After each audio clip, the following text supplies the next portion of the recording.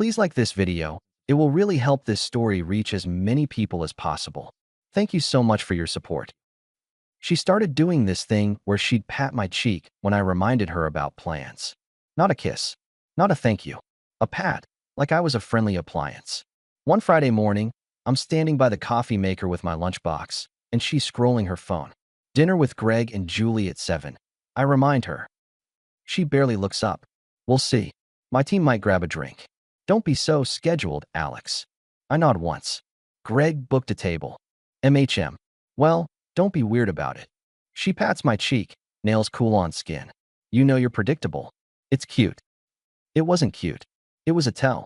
And there were more tells. The little digs at my friends. The late team nights that turned into later ones. The not the time for your MBA. Be present with me speech when applications opened. And then the invitation. Come meet my team Thursday. They're dying to meet you.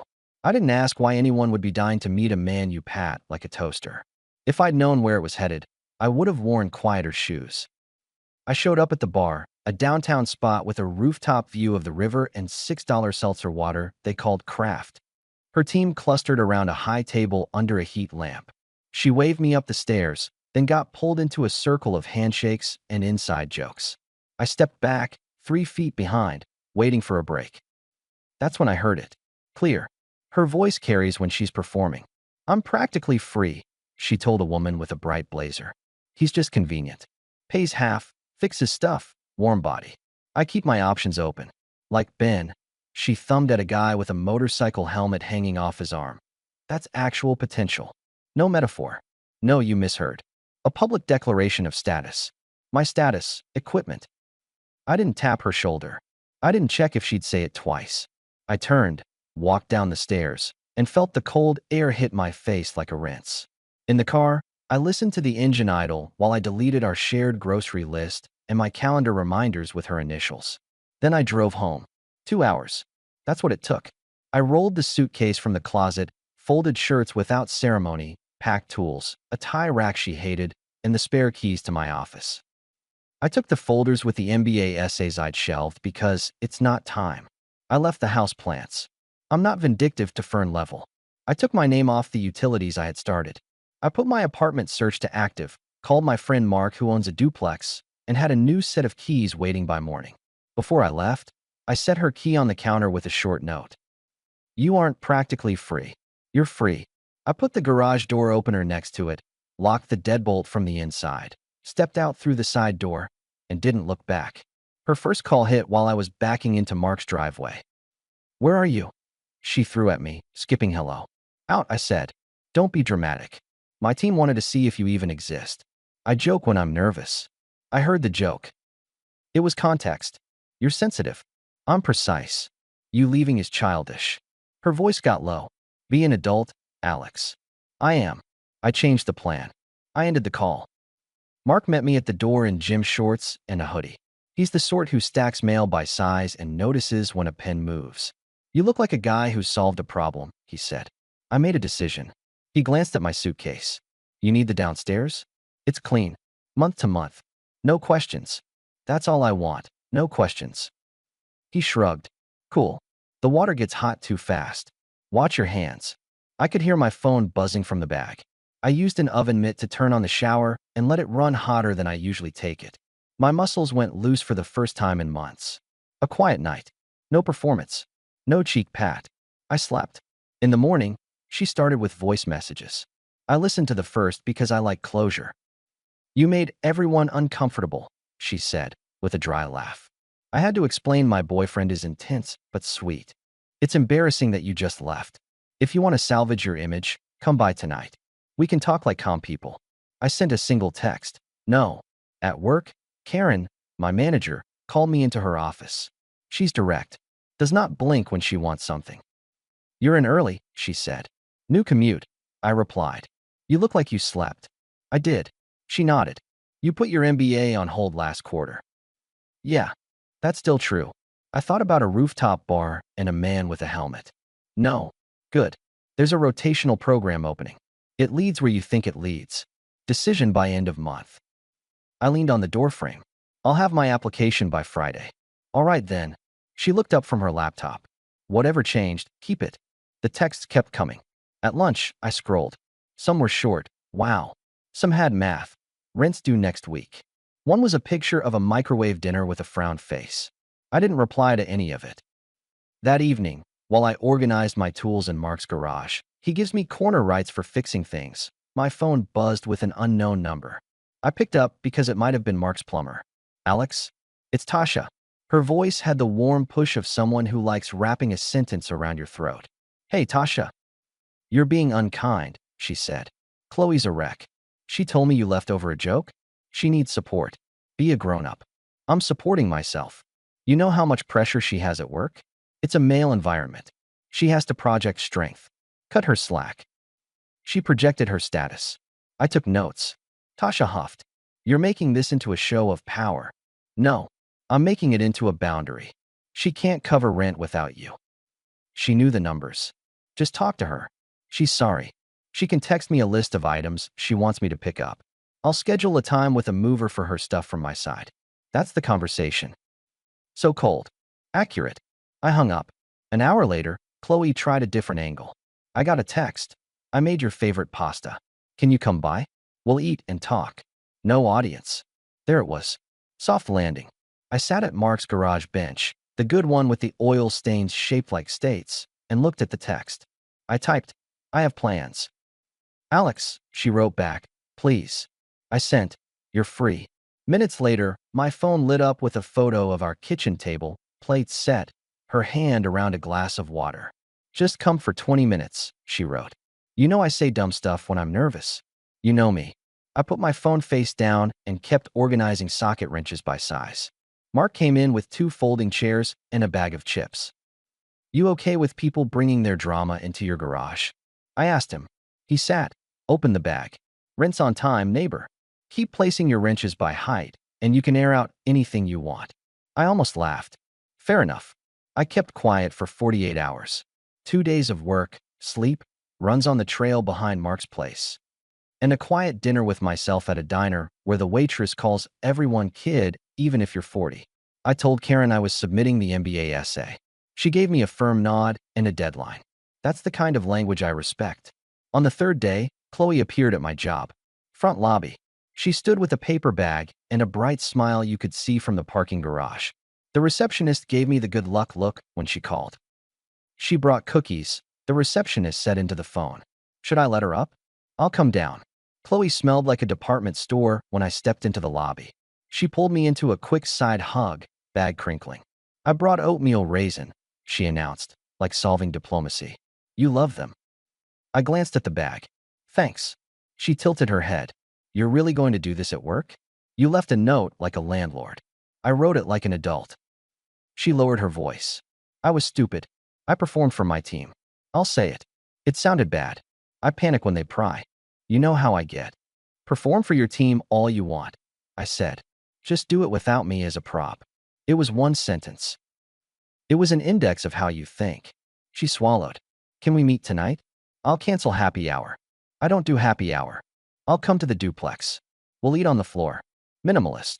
She laughed too loud at her own joke. Come on. You know me. I do.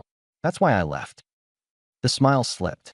She held the bag like it was proof of identity. So that's it. You blow up our life because I messed up a sentence. I shook my head once. Our life didn't exist to blow up. She stepped closer. Don't punish me to feel strong. I'm not punishing you. I'm accepting your terms. I handed the bag back. Leave that at reception. They like cookies. Let me pause the story for just a second. If you're still listening, please hit the like button on this video. It really helps YouTube show this story to more people. Thank you so much for the support. Now let's get back to the story. She stared at me for one long second and exhaled hard. Not tears, calculation. You're making it impossible to fix. It's not broken. It's ended. I walked back to the elevator. I knew what would come next. The tone shift. The apology that isn't. The take back. And then the spin. It's my fault for being boring, predictable, a spreadsheet in sneakers. The funny part is, spreadsheets run cities. There's a reason planes land on time. But sure, call it boring. The escalation kicked in that night. My phone pinged with a group text. Tasha again. And 2 other names from her team I'd met once at a holiday thing. The group chat title, Adults. Tasha, Alex, we're all concerned. You're blowing this out of proportion. Ben with the helmet. Man, she made a dumb joke. Everyone knew it was a joke. Chloe, guys, stop. Leave him be. He's very private. I typed, remove me from this chat. Tasha, you can't just run. Be a man. I replied, done trying to be your definition. Ben sent a thumbs up emoji like he'd added wisdom to the world. I blocked the thread. I changed my gym schedule, my grocery store, my route. Not to hide. To remove myself from her map. My budget split in half, then in quarters. I moved the auto payments back to my personal card and canceled the streaming login she mostly used. Not petty. Clear. I sent her a one-paragraph list. Dates I'd be at the old place to pick up any remaining tools and mail. If you want anything from my personal items, make a list by Friday noon. If not, I'll assume you don't. She didn't reply. The first real crack in her strategy came on day 5, 9:07 p.m.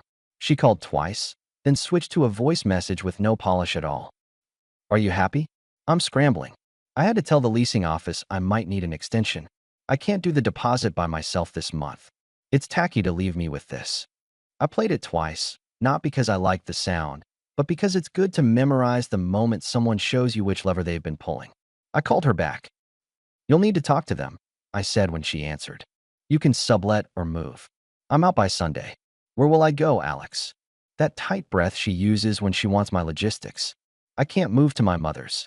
My team will talk. That's not my problem. You're punishing me. No, I'm stopping my sponsorship. You are so cold. Or I finally match your temperature. She tried one more time to recast me as the villain with style. You know, people at work heard about your little note. It makes you look like a quitter. That's your circle, I said.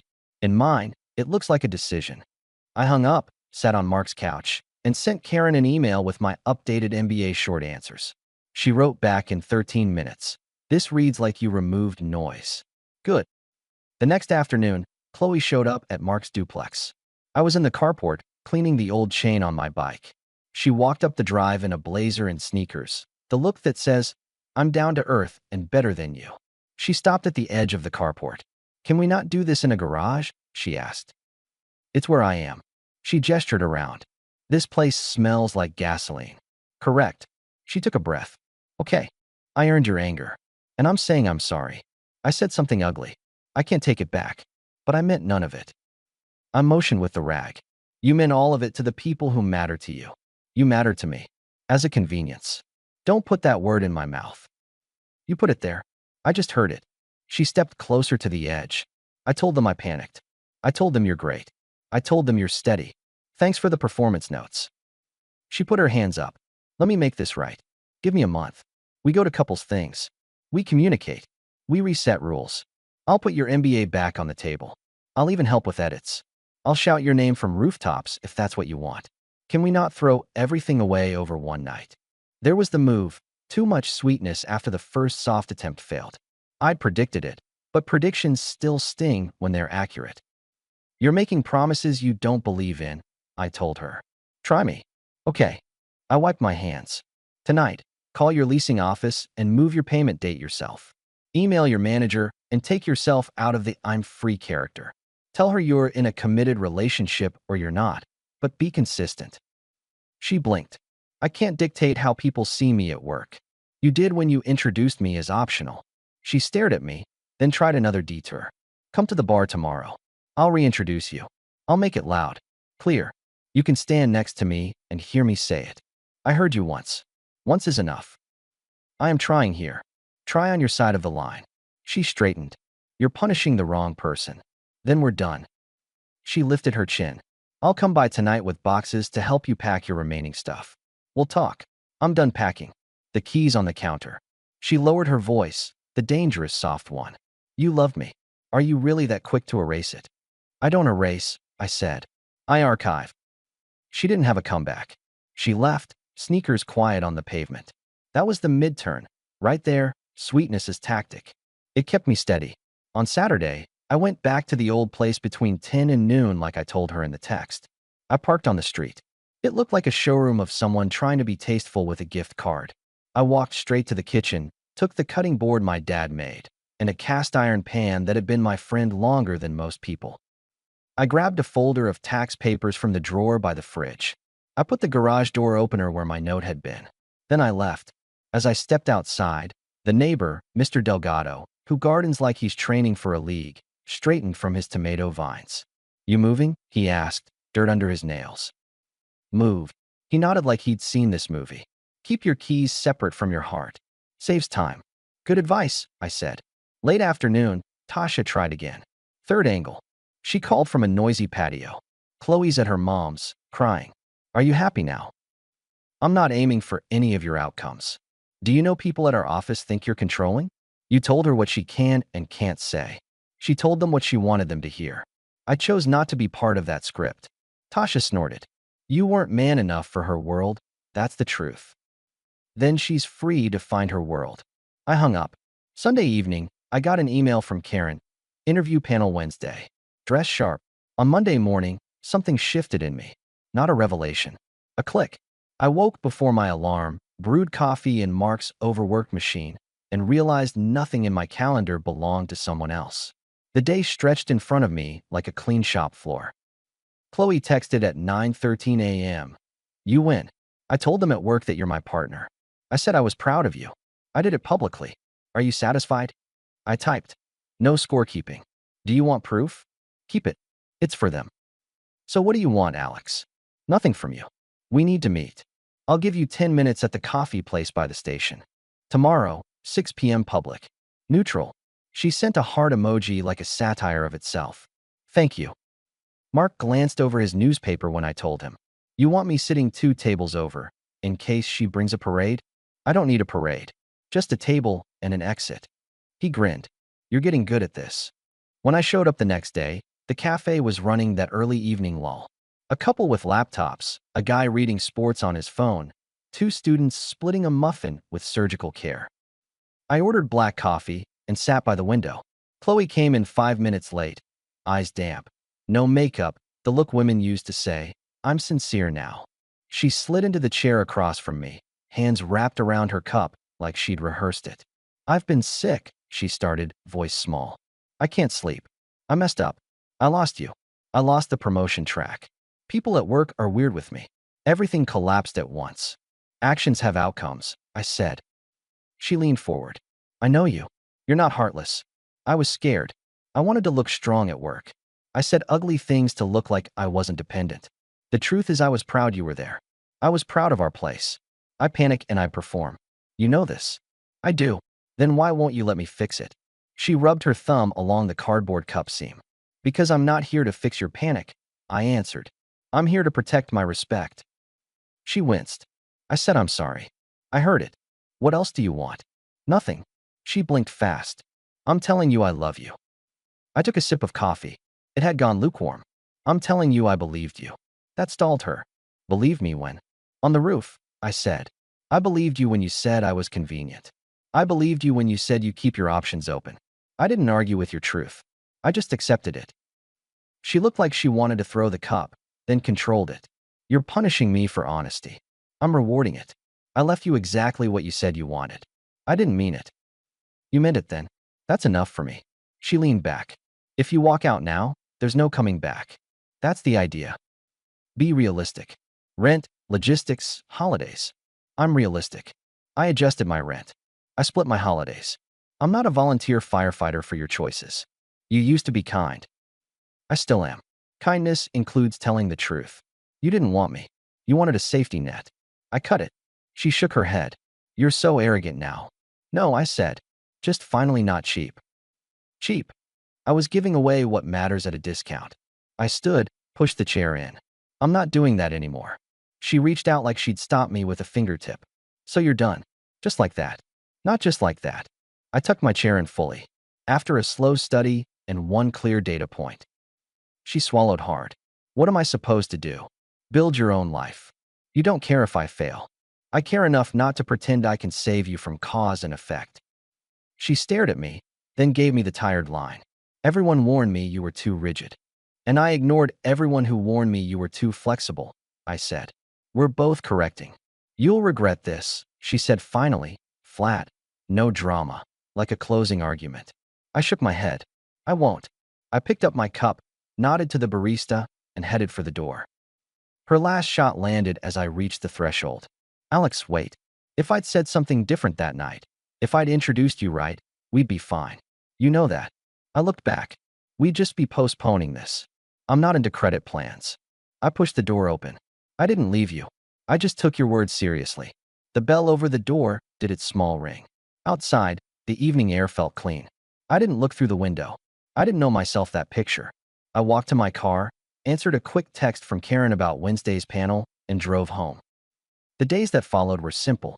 Chloe moved to her mother's place, temporarily, which turned permanent when the leasing office refused to play calendar games for her, and the team whispers grew into open jokes about rooftop declarations. She lost the edge at work you get when you're the entertaining one at happy hour. It happens fast when your shtick turns against you. Tasha unfollowed me, which is the modern form of slamming a door. Ben got a new helmet. Maybe he got something else too. I didn't care. I didn't talk about Chloe to anyone who wasn't paying me to be productive. I kept it clean.